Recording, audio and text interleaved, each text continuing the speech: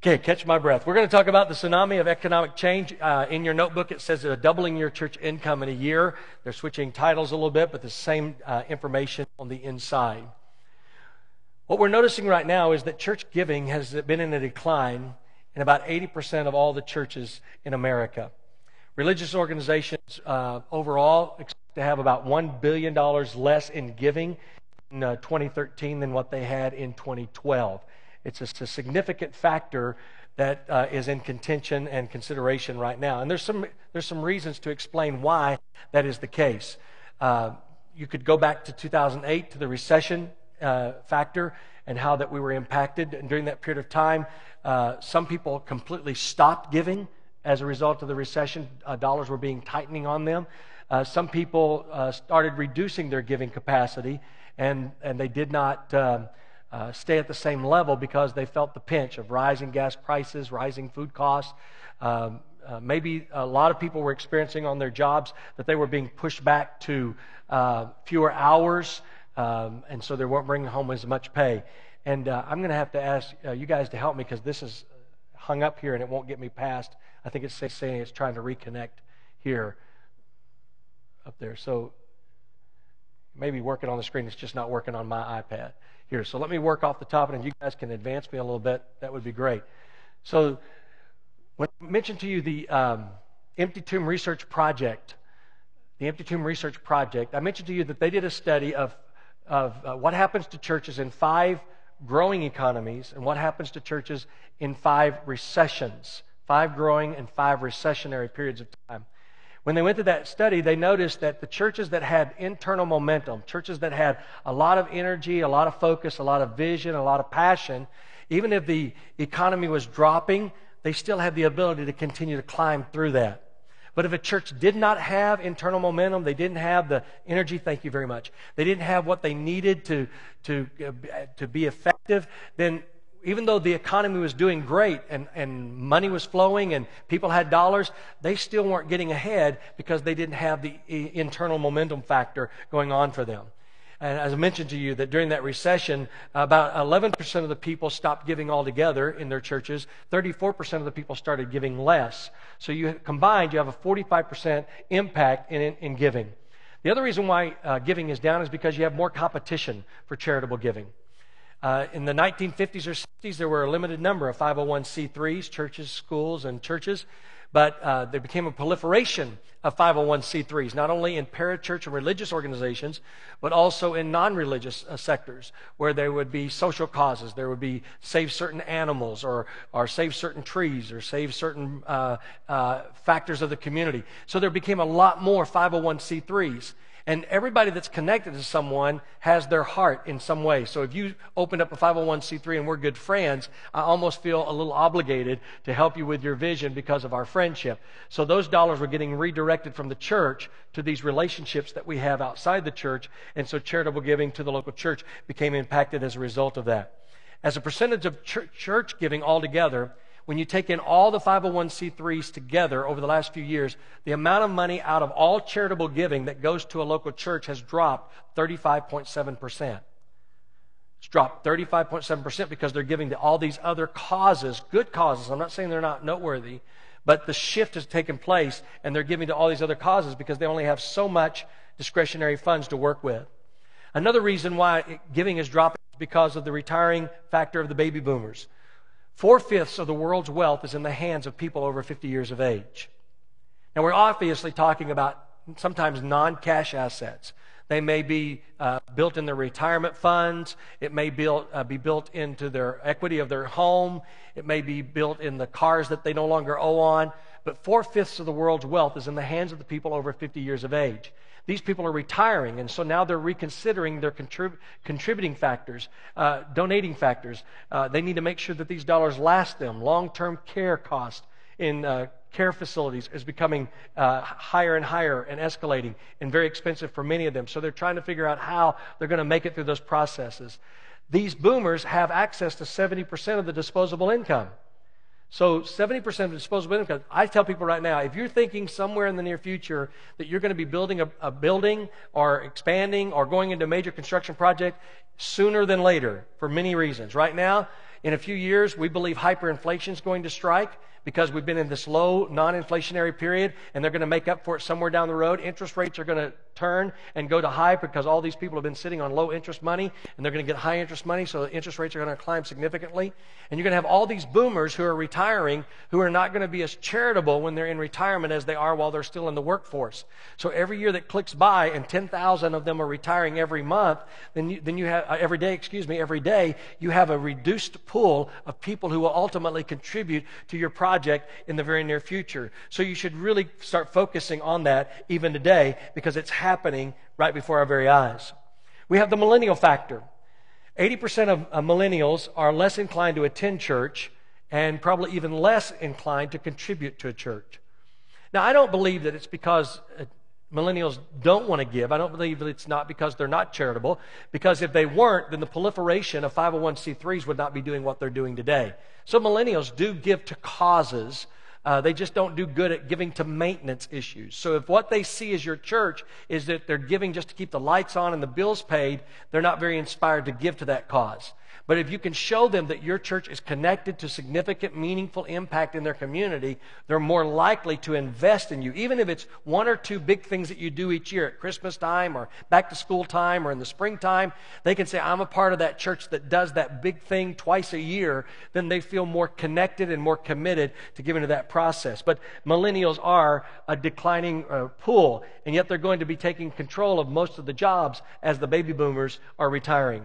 Tax legislation may have some impact. It's already having an impact on Americans that have combined household income of more than $250,000.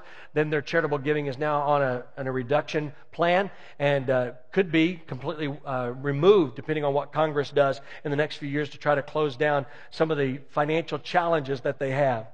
So in light of all of these kinds of things, the millennials rising who are not as known for giving as much, boomers that are retiring who have been the bread and butter of the church for many, many years, more proliferation of more nonprofit 501c3s pulling at the same pool of charitable dollars. You start putting all these things together, the recessions and the gas prices. How can we overcome these kinds of economic challenges that are going on?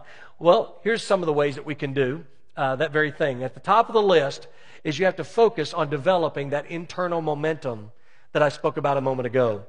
Remember when we said that Empty Tomb Research says that the churches that had internal momentum were able to grow in attendance and finances, whether the economy was in a good season or if it was in a recessionary period of time. So you need to create that internal momentum, because churches with that internal momentum will be able to ride through those challenges much more effectively. I'll talk a little bit about that here today.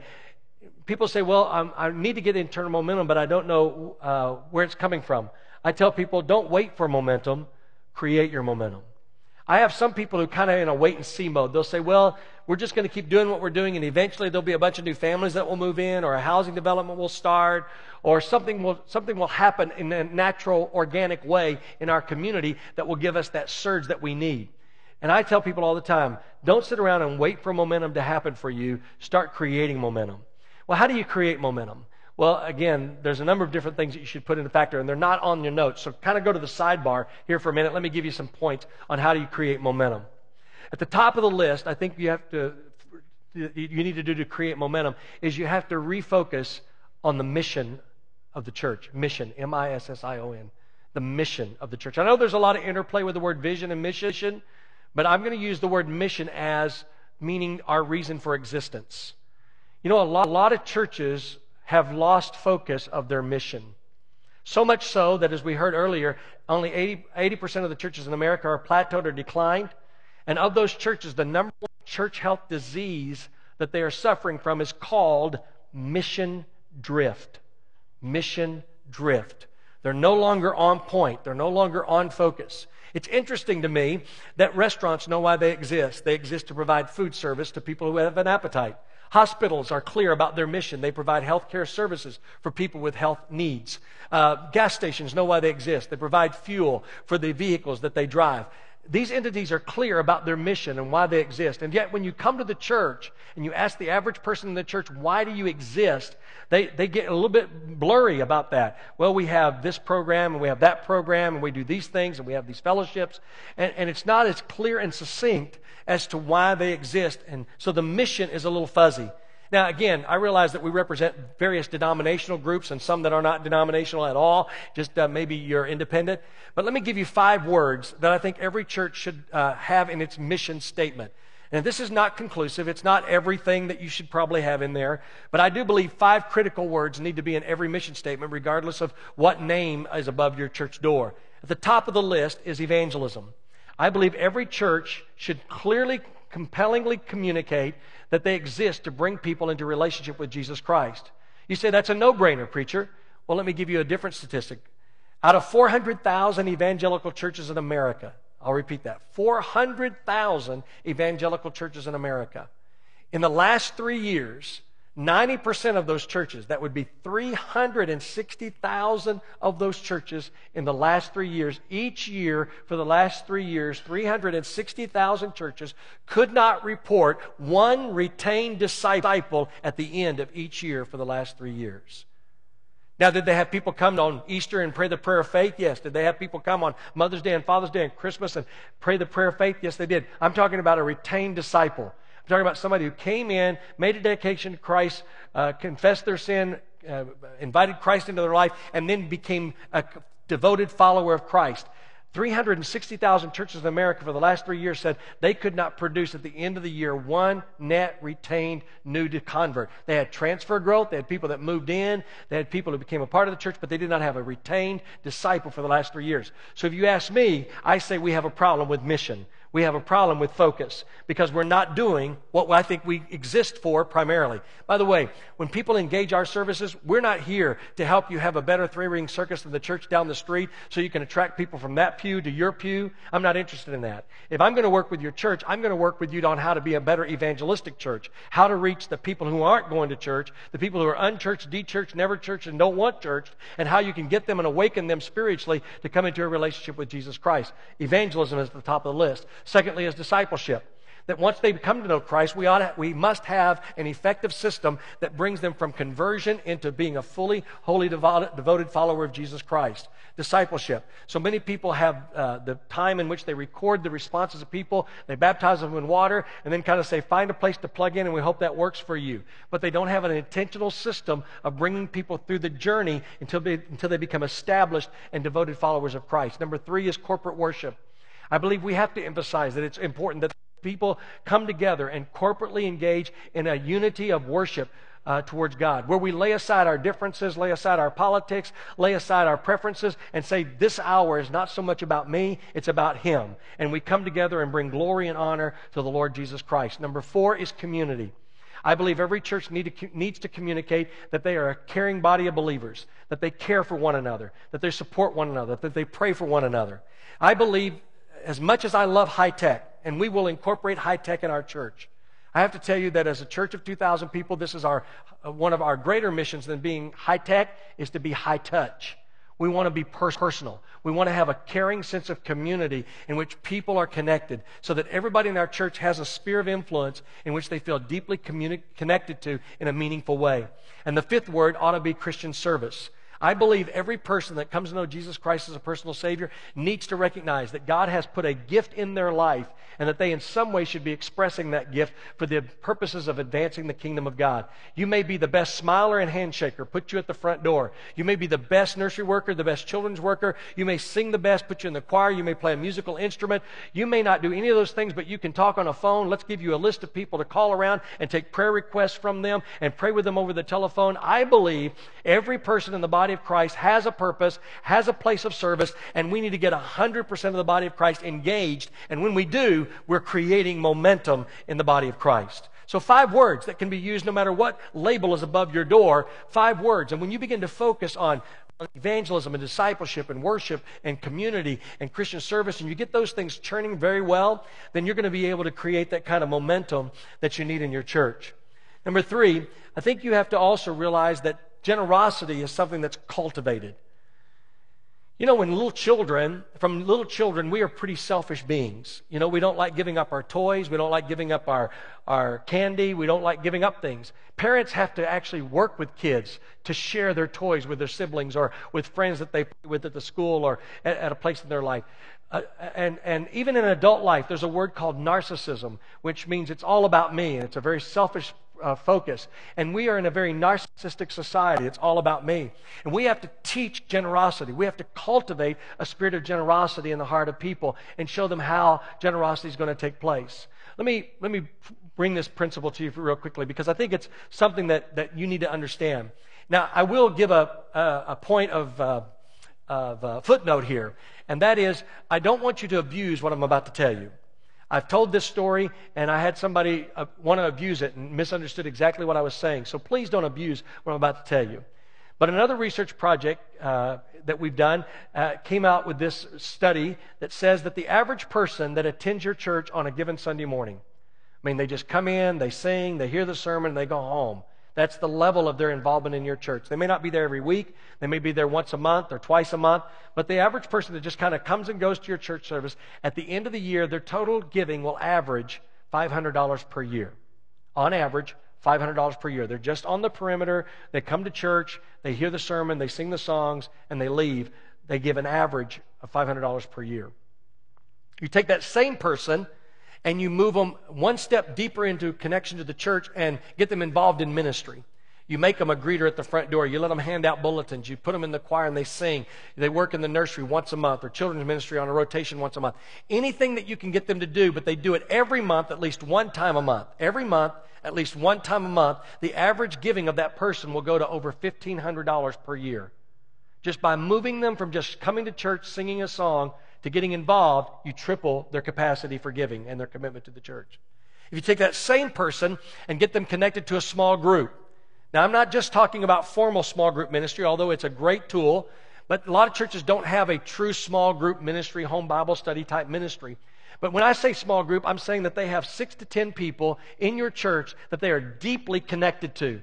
That as soon as something good happens in their life, these are the first 6 to 10 people they call to say, I got a raise, a promotion, I'm getting engaged to be married. Whatever the good news is, I got a new car, I'm buying a new house. These are the first 6 to 10 people that they call. They've got a nucleus in your church of people like that. And they're the first 6 to 10 people they call when calamity comes. My father's sick. My mother passed away. My brother's in the hospital. They're the first 6 to 10 people. So you may not have formal small groups. You may have informal small groups happening in your church. But that person gets connected to 6 to 10 people in your church in a meaningful way, as well as serving and attending. Their average annual giving goes to over $3,000 per year. Over $3,000 per year. I said that, and a guy said to me, I'm starting small groups next week in my church, and I'm assigning everybody to one. And he was bypassing the whole process. He wasn't understanding it was about deepening one's commitment and relationship to God and to the church. So you could try to abuse that and be greatly disappointed with it. But what I'm talking about is cultivating generosity, engaging people, getting them more deeply involved and more deeply connected to your church and to your ministry. That's how you're going to cultivate that spirit of generosity. Get them involved in tasks that they feel are effective. So you have to have an effective assimilation process, much like what I just described. What process do you have from the time a person walks through your door that you can follow them all the way to the point in which they're highly engaged, highly involved, and connected into a small group ministry? A lot of churches now are incorporating a role called a connections pastor, or they have a connection coordinator or a connection leader. And their eyes are focused on nothing but the new people coming to your church, and they have a tracking system, and they're watching the progression of these people in your church. If you say, well, we welcome all of our guests and we hope you come back next week, and that's all you do, then the probability of success has dropped dramatically. But if you start having someone that's helping to cultivate a connection team, a group of people who's working to bring those people from first-time guests all the way become deeply involved in ministry and small group ministry, then you're going to have a more effective return and result in partnership in the ministry as well. So we have to create an effective assimilation process. We teach those kinds of things. We incorporate those kinds of processes. Another thing that we've seen, that churches that have the highest giving capacity going on are churches that invite their congregation to be a part of something significant. This is especially true of millennials. Millennials are not drawn to maintenance, as I mentioned a moment ago. They're drawn to purpose and significance. And when you give them an opportunity to give and be a part of something significant, they'll respond significantly as a result of that process. Now, the millennial generation, believe me, more than they'll give dollars into the plate, they'll actually want to roll up their sleeves and go help you do something. They're more hands-on. They're really, let's do this together. I want to be a part of something bigger than myself.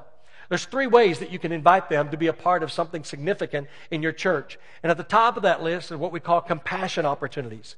Giving them the opportunity in which they can literally roll up their sleeves and help you engage in a process. One of the number one ways that we see across America that happening is a back-to-school program. A way in which you invite people in your church to maybe help